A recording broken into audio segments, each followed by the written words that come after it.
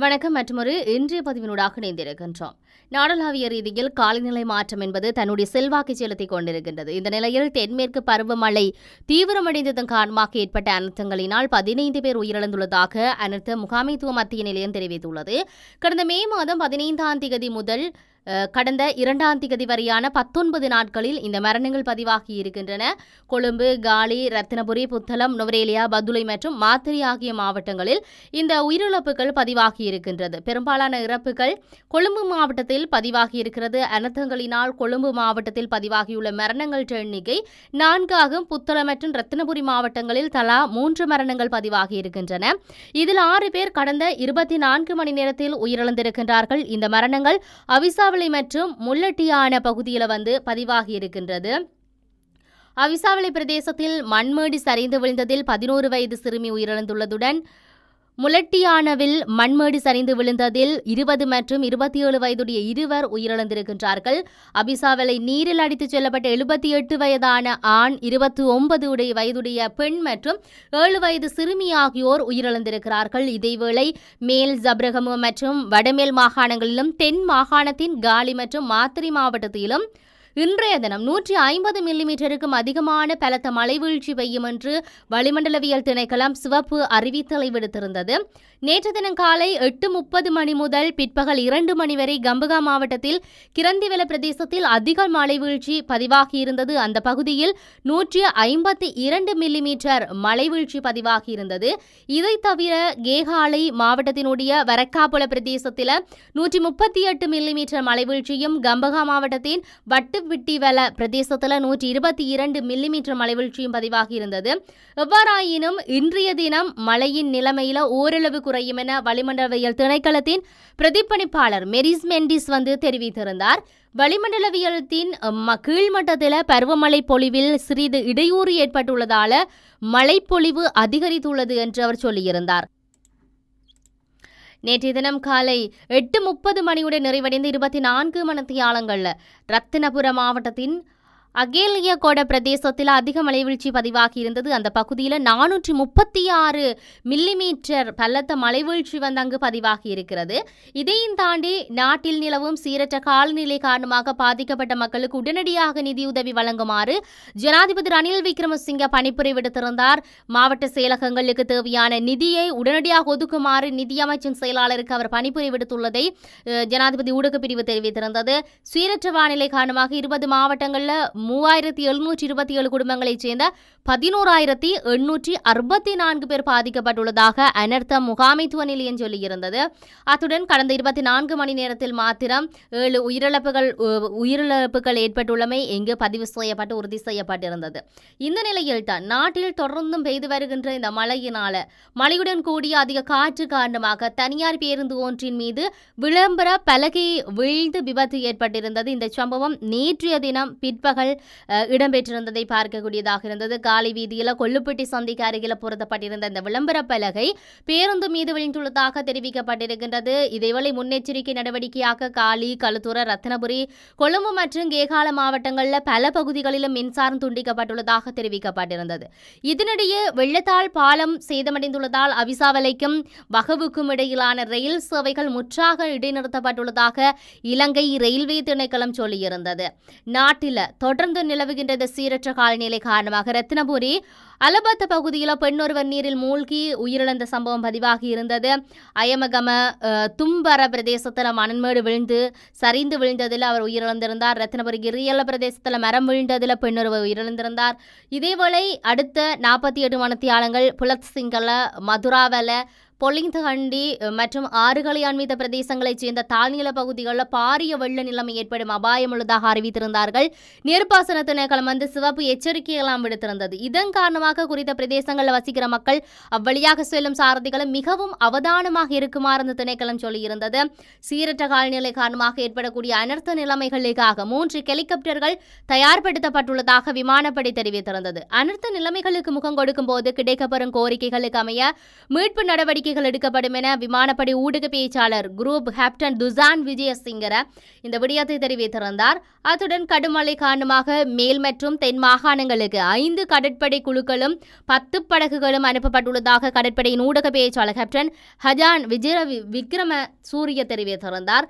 மேலும் அயகம தெகியோவிட்ட கிரியல்ல மொரெக்வக்க தவமிலம மற்றும் திகாகொட பிரதேசங்களில் தலா 3 படகுகள் அனுப்பப்பட்டுள்ளதாக ராணுவ ஊடக பேச்சாளர் மேஜர் ஜெனரல் ரசிககுமார இந்த விடயத்தை சொல்லியிருந்ததை பார்க்கக்கூடியதாக இருக்கின்றது. 8 நிவாரண படகுகளுடன் ராணுவத்தின் 7 நிவாரண குழுக்கள் பயன்படுத்தப்பட்டுள்ளதாக அல்லது ஈடுபடுத்தப்பட்டுள்ளதாக ராணுவம் அறிவிக்கிறது. கிரியல்ல தெகியோவிட்ட ஹலுத்துருஓயா மொரவக்க திகாகொட தலமல மற்றும் நெலுவ ஆகிய பகுதிகளுக்கு நிவாரணம் வழங்கப்பட்டுள்ளதாக சொல்லப்பட்டிருக்கிறது. சீரற்ற வானிலை காரணமாக உயிரிழந்தவர்கள் எண்ணிக்கை 9 தற்போது அதிகரித்திருக்குது.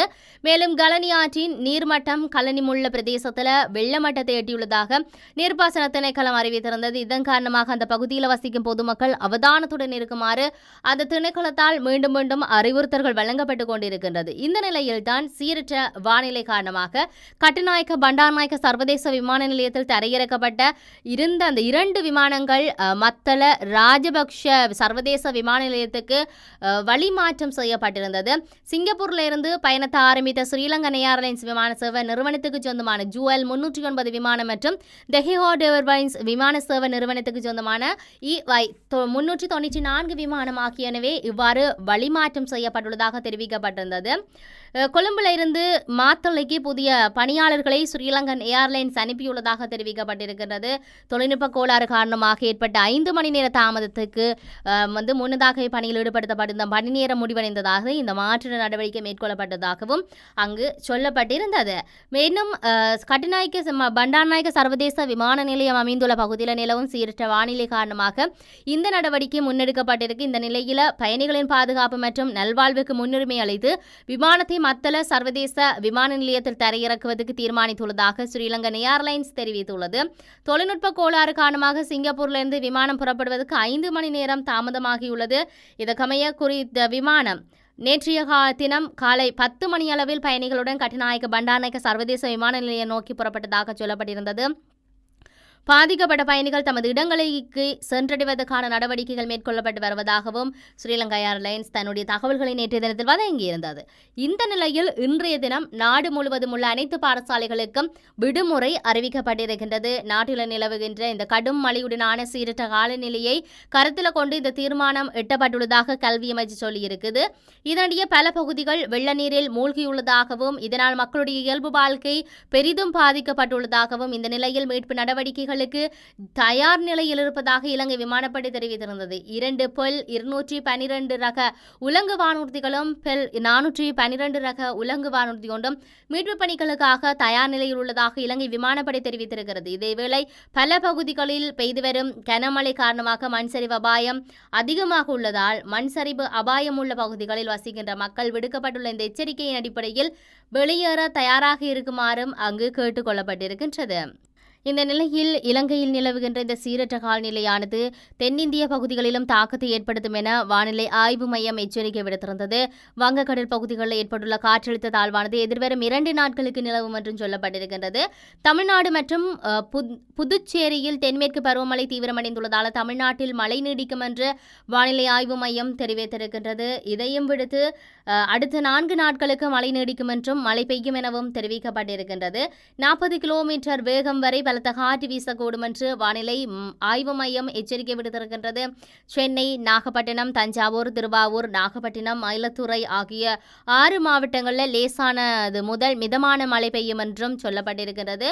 சென்னை மற்றும் புறநகர் பகுதிகளில் கடந்த சில நாட்களாக இருந்ததை விட வெப்பம் சற்று குறைய வாய்ப்புள்ளதாகவும் தமிழகத்தில் சில இடங்களில் பலத்த காற்றுடன் கூடிய அந்த மழை பெய்ய வாய்ப்புள்ளதாக அந்த மையம் மேலும் தெரிவித்திருப்பது இங்கு குறிப்பிடத்தக்கதாக இருக்கின்ற இந்த நேரத்தில் ஸ்ரீலங்காவை பொறுத்தவரையில் கடுவலை பிரதேசத்தில் ஏற்பட்டுள்ள வெள்ளப்பெருக்கு காரணமாக தெற்கு அதிவேக பாதையின் கடுவலை நுழைவு பாதை தற்காலிகமாக மூடப்பட்டுள்ளதாக வீதி அபிவிருத்தி அதிகார சபை சொல்லியிருக்கின்றது. நாட்டில் பெய்து வருகின்ற இந்த கனமழை காரணமாக கழனி ஆற்றின் பல்வேறு இடங்களில் வெள்ளப்பெருக்கு ஏற்பட்டுள்ளதோடு ஆற்றோர பிரதேசங்கள் நீரில் மூழ்கி இருக்குது. கடுவலையின் பியகம பிரதான பாதை உள்ளிட்ட பல பிரதேசங்கள் இவ்வாறு வெள்ளத்தினால் மூழ்கடிக்கப்பட்டுள்ளன. தெற்கு அதிவேக பாதைகளுக்கான நுழைவு பாதைகளும் வெள்ளத்தில் மூழ்கியுள்ளது. இதனையடுத்து அதிவேக பாதையின் கடுவல நுழைவு பாதை தற்காலிகமாக மூடப்பட்டுள்ளது. இதன் காரணமாக கடுவலையில் இருந்து கடவத்தை வரை செல்வோ கடவத்தையில் இருந்து கடுவலை வழியோ வெளியேறவோ முடியாத நிலை தற்போது ஏற்பட்டுள்ளமை இங்கு குறிப்பிடத்தக்கதாக இருக்கின்றது. தொடர்ச்சியாக காலநிலை சார்ந்து அவதானங்களும் எச்சரிக்கைகளும் விடுக்கப்பட்டிருக்கின்றது. மக்களுக்கு அவசர இலக்கங்கள் வழங்கப்பட்டிருக்கின்றது. சரியான முறையில் அறியப்படுத்துதலின் ஊடாகத்தான் மீட்பு பணிகள் துரித கதியில் நடைபெறுத்தப்படும் என்று சொல்லி மீட்பு பணியில் ஈடுபட்டிருந்த அனைத்து படையினரும் தெரிவித்திருக்கிறார்கள். ஆகவே அறிவுறுத்தல்களுக்கு ஏற்ப நாம் மிக பாதுகாப்பாக எங்களுடைய பாதுகாப்பை உறுதி செய்ய வேண்டிய தேவை இருக்கின்றது என்பதை எடுத்து சொல்லிக்கொண்டு மற்றொரு பதிவினூடாக சந்திப்போம். வணக்கம்.